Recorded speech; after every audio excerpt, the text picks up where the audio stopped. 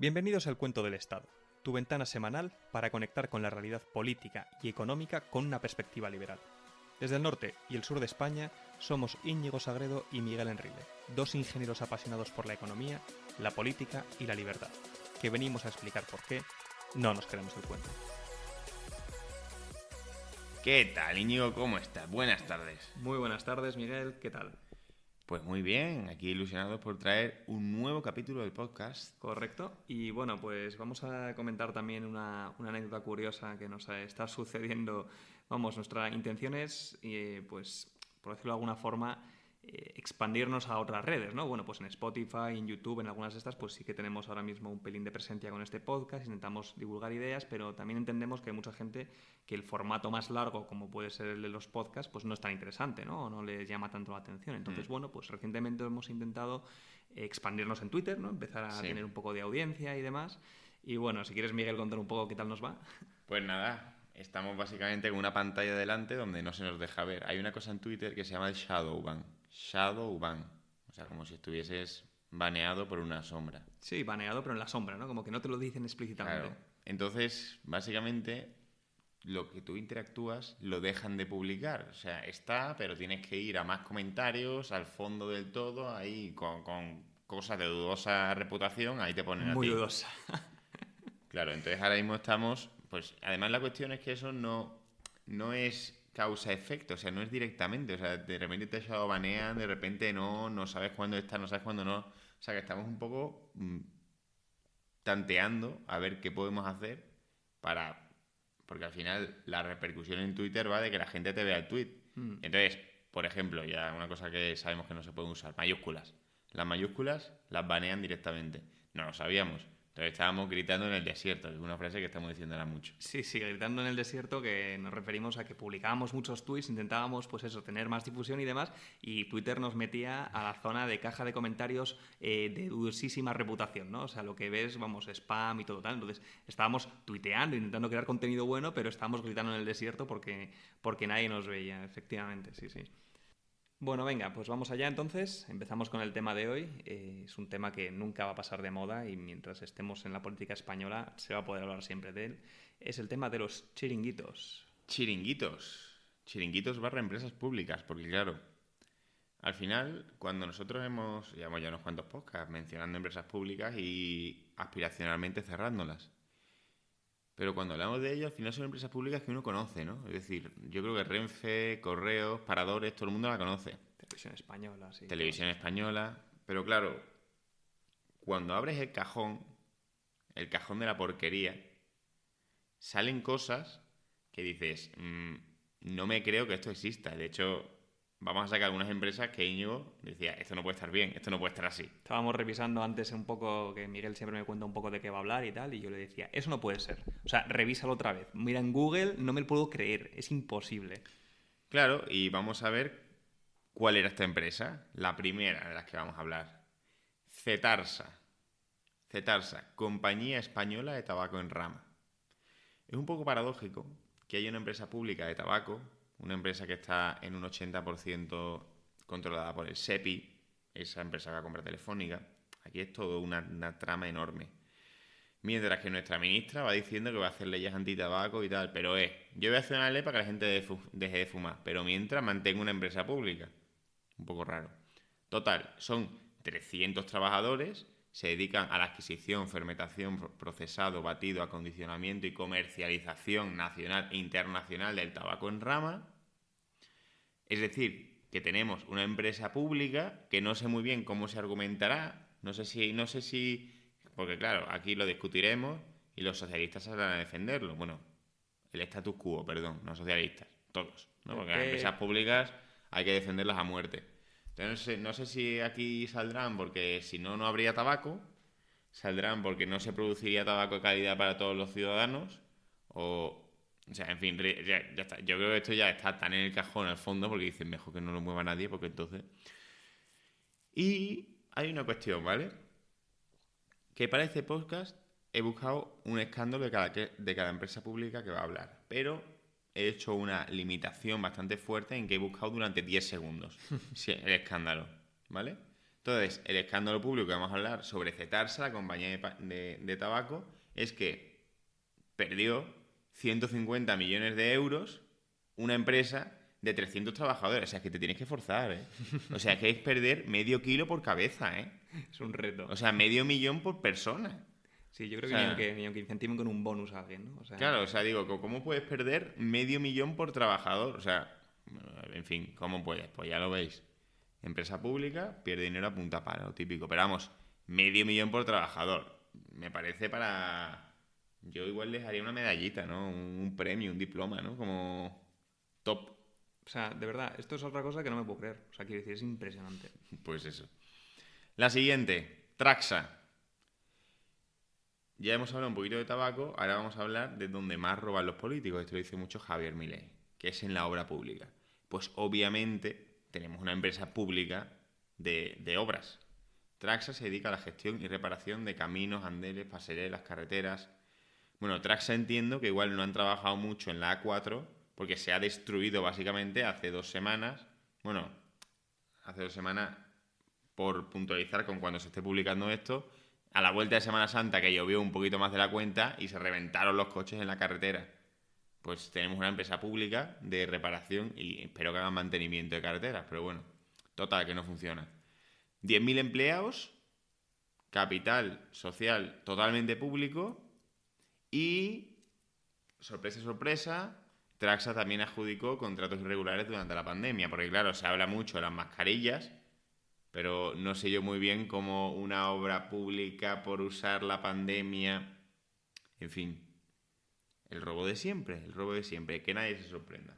Sí. Aquí un punto interesante, ¿no? Acabas de decir, no, bueno, es una empresa pública.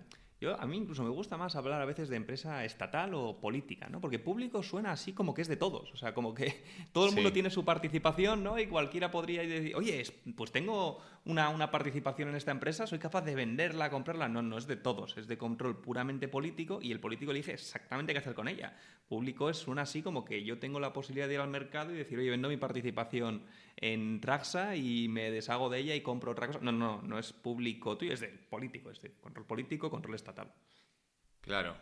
Pues sí, totalmente. Deberían ser empresas estatales, empresas politizadas o empresas para enchufar gente, básicamente. La siguiente empresa pública de la que vamos a hablar son un grupo enorme y son los operadores de puertos. Son las autoridades portuarias de sitios como Baleares, Barcelona, Bilbao, Cartagena, Gijón, Huelva, Algeciras, Las Palmas, Tarragona, Valencia. Al final tenemos una autoridad portuaria que perfectamente podría ser llevada a cabo por el sector privado, porque al final la autoridad portuaria lo que va a hacer es seguir unas normas, ¿no? Que se cumplan unas normas. ¿Para qué hace falta que esté el sector público ahí metido? Pues nada. He hecho la prueba de los 10 segundos sobre el aeropuerto de Baleares. Y el expresidente de la Autoridad Portuaria de Baleares, Joan Gual de Torrella, investigado en la macrocausa de presunta corrupción conocida como el caso Puertos. Es que esto de verdad no es una casualidad, no es ¡ay, qué mala suerte tenemos con las empresas públicas! Hay que entender que para esto sirven las empresas públicas. Como he dicho Íñigo en el apartado interior, no son empresas del pueblo, son empresas de los políticos. Entonces, es que no puede ser de otra manera. Sí, luego también un tema interesante que has comentado, Miguel, y es el tema de que muchas de estas empresas pierden dinero, ¿no? Lo hemos visto antes, que era un hito, ¿no? El tío ese que es capaz de perder medio millón por empleado, eso yo creo que de nuevo es una especie de, no sé, una especie de gesta a estudiar, ¿no? Es una cosa impresionante. Pero nosotros pensamos eso, que el sistema de precios debe ser algo así como pues un capricho, ¿no? Oye, los precios, pues sí, perdemos dinero, ganamos dinero, es como una cosa que suena como arbitraria. O sea, cuando una empresa tiene beneficios es porque ha sido capaz de servir con bienes de mejor calidad o mejor precio, o ambas, a las personas. Porque las personas han demandado para satisfacer sus fines dichos bienes y servicios. Las pérdidas en una empresa, lo que están simbolizando es que no hay una urgencia por parte de las necesidades de la sociedad para que los factores productivos se dediquen a esa actividad y no a otra. Por eso aparece una pérdida. O sea, la pérdida es información. Es decir, la sociedad te está diciendo, ahí no es, Ahí no hay demanda. No es un capricho arbitrario del mercado así como un ente abstracto extraño. Es que se están satisfaciendo mucho peor las necesidades de las personas por culpa de estar invertidos en esa empresa pública. Esas personas que están ahí trabajando podrían estar aportando muchísimo más a la sociedad en otros lugares y el mercado podría reconducirlos a esos lugares. Pero sin embargo el político los secuestra, los pone ahí y las pérdidas es lo que te está diciendo, que la gente no está demandando eso. Muy bien, pues la siguiente empresa pública que vamos a hablar es el CDTI. CDTI, que se escucha mucho, es la entidad que canaliza las solicitudes de financiación y apoyo a los proyectos de I+D+I. ¿Qué ocurre cuando el sector público intenta hacer algo como que innova? Pues que el gobierno inyecta 15 millones en la empresa del polémico cohete que no lleva al espacio. Es decir, que adjudicar dinero señalando con el dedo a empresas privadas, eso es que ya es corrupción, pero de verdad, desmedida. O sea, eso ya es como... Porque claro, a todo esto les inyectas 15 millones. ¿Quién te dice que no usan para el cohete 13 y luego 2 se lo quedan ellos? No O cosas así. Porque luego ya ves la auditoría, se auditan a ellos mismos. Todo este tipo de cosas son robos descarados. No debería haber ni una subvención que fuese a fondo perdido y a cosas concretas. Pero es que eso es, vamos... También a mí me da la impresión, ¿no? Desde que estamos viendo así, pues 15 millones a un cohete que claramente no vaya al espacio o cosas de este estilo. Me da la impresión de que el político cuando recibe un presupuesto lo ve como un crimen no gastarlo, ¿no? Dice, oye, tengo que gastar todo, tengo que gastar todo y tengo que gastar todo y más si puedo, ¿no? Me endeudo, tal, busco deuda pública, tal. O sea, no piensan en, oye, vamos a ahorrar aquí, ¿no? Que a lo mejor este dinero aquí no tiene tanto sentido. Vamos a ver si lo guardamos y cobramos menos impuestos. No. Ellos tienen el presupuesto y dicen, ¿cómo gasto todo lo que pueda? Y si no, buscan formas de gastarlo, aunque sean ridículas, como la que estamos viendo. Vale. La siguiente es ENUSA, la Empresa Nacional del Uranio. Es una empresa pública española que se encarga del diseño, fabricación y abastecimiento del combustible nuclear para las centrales nucleares. En fin, ¿qué pasa con las empresas públicas? Que hay luchas de poderes, ¿no? Pues hubo gran repercusión por un escandaloso nombramiento del nuevo presidente de ENUSA. El PSOE cambió a un ingeniero técnico energético por un licenciado en filosofía. Pero bueno, nada nuevo bajo el sol, es decir, durante la pandemia teníamos de ministro salida a un filósofo, es decir, que es que no hay que saber. De hecho, igual es hasta mejor no saber del tema. Probablemente en las empresas públicas y solo decir que sí a todo. Entonces tenemos una empresa de uranio cuando todos nuestros políticos van hacia que hay que cerrar las centrales nucleares.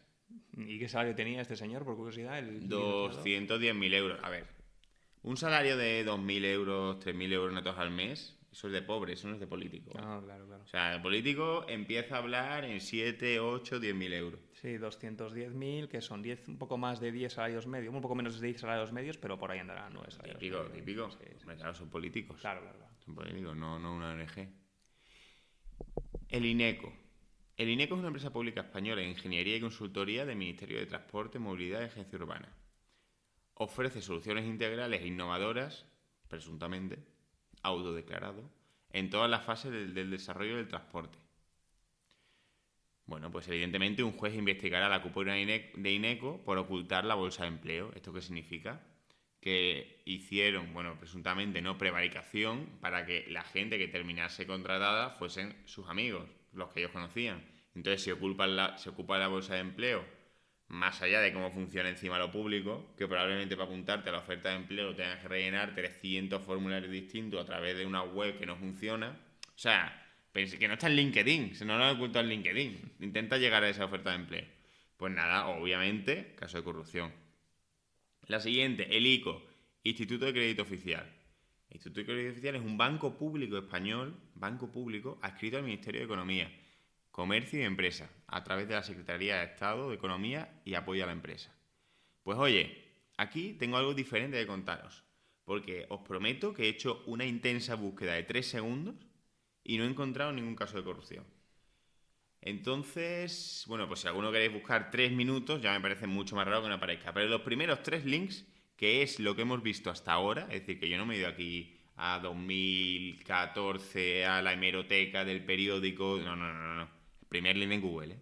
Pues esta justo, mira, parece que no ha tenido tanto. Aunque a mí me suena que esta gente repartió créditos en la pandemia a punta pala, financiándolo con el Estado. Créditos a fondo perdido. O sea que vamos a darle un par de añitos a ver si sale algo. La siguiente es la SEPI. Bueno, la SEPI ya es que va a reckless. La SEPI va a reckless, la Sociedad Estatal de Participaciones Industriales. O sea, esta empresa pública ahora va a comprar Telefónica, el dinero no está claro de dónde ha salido, sacan de repente 200 millones de la manga y lo compran más caro de lo que iban a comprar los saudis. Sí, Es otro nivel. tienen una inversión. Es que, de nuevo, esto es muy interesante, ¿no? Porque yo escuchaba a gente un poco más mayor que nosotros que hablaba y decía, oye, por lo menos antes había como cierto decoro a la hora de no utilizar fondos públicos para invertir en empresas privadas. Había como esa regla no escrita, ¿no? De que el Estado Sí. no usase impuestos robados con coacción para invertir en empresas privadas, porque al final, oye, inviertes en empresas privadas así como interés del Estado, pero eso también es entregar dinero directamente a los muy ricos capitalistas, accionistas de Telefónica, accionistas de Indra, de todas estas empresas. O sea, al final, poco social es esto, ¿no? Es decir, oye, le estamos dando dinero para que estas personas se enriquezcan. Entonces, había esta norma no escrita antes de que no se podía con el dinero público invertir, salvo excepciones súper puntuales a lo mejor, en empresas privadas. Y ahora, sin embargo, el PSOE se ha quitado la careta y que, de nuevo, si estuviera el PP probablemente lo haría igual. Pero ahora mismo es el caso del PSOE, que se ha quitado la careta y está invirtiendo en un montón de empresas privadas sin ningún tipo de control. Entonces, ese decoro que había por lo menos antes, encima se ha perdido. La degradación política. Bueno, imaginaos que sois los que manejan la SEPI, financiáis a la aerolínea Plus Ultra, que básicamente tenía vuelos con Venezuela y poco más, o sea, una aerolínea de 4 aviones, os pillan, ¿no? La gente se queja. ¿Cuál sería qué sería lo lógico para hacer? Bueno, aquí lo que se hizo fue despedir al director de comunicación. O sea, saltó el escándalo y despiden al de comunicación. O sea, es como roba pero que no te pillen. Y si te pillan, despido al de comunicación, no al que ha robado, de verdad. O sea, otro nivel. De verdad que es que esto ya nos tratan como borregos, pero hoy lo saben. Y la última empresa de la que vamos a hablar es Loterías y Apuestas del Estado. No os preocupéis, que faltan por lo menos 20 o 30 empresas públicas. Simplemente es que ya estamos llegando al tiempo del podcast, pero...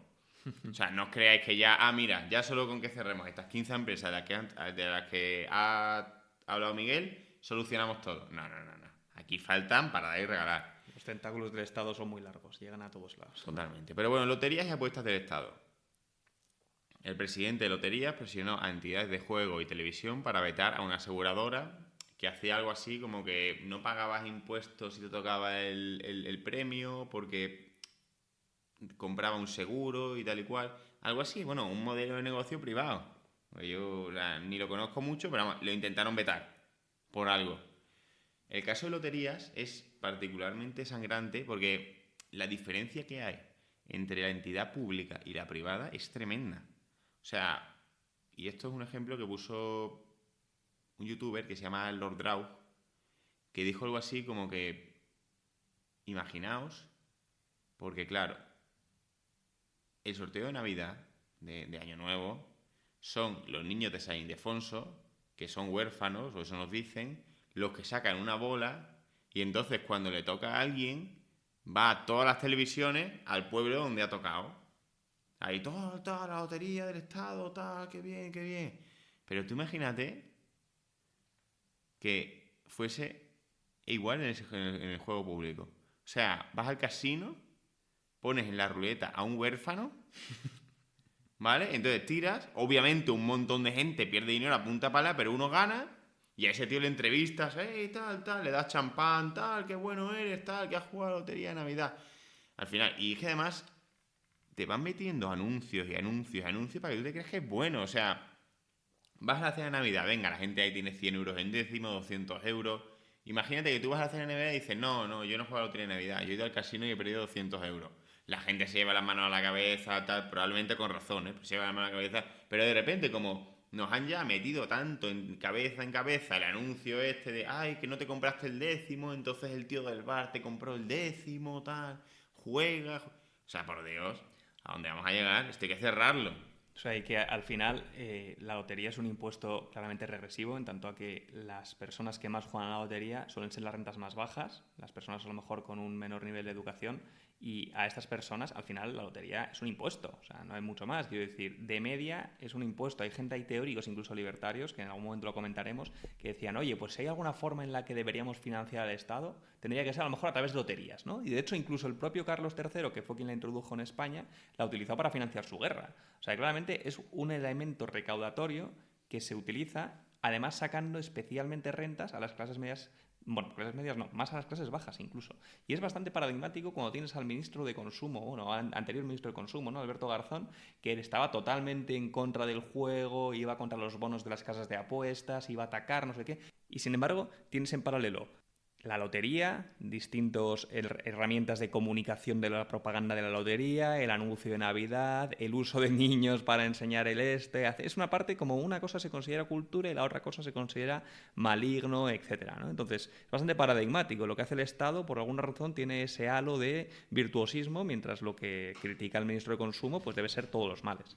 Y nada, entonces, ya para concluir, eso, loterías de apuestas del Estado, la SEPI, el ICO, el INECO, ENUSA, Cedeti, Traxa, operadores de puertos, Cetarsa, o sea, de verdad, ¿cuánto tiempo más vamos a aguantar esta maraña que solo sirve para que todas las empresas tengan escándalo y se vayan enchufando entre ellos? Pero bueno, no os preocupéis, porque si diréis, oh no, el capítulo que más me gustaba era, como he comentado antes, el de Miguel cerrando empresas públicas. Pues todavía faltan un montón. Faltan un montón de empresas públicas por cerrar. Es que ni siquiera se ha acabado. Es que cuando sales de las empresas públicas nacionales y te metes a las cosas que hay en las provincias y tal, bueno, aquello es una maraña y aún no hemos entrado con las subvenciones, que ese será un nuevo tema que empecemos a tratar. Que estos son empresas públicas. Pero luego, ¿dónde va el dinero que destina el gobierno? Ya os lo contaremos en otros capítulos.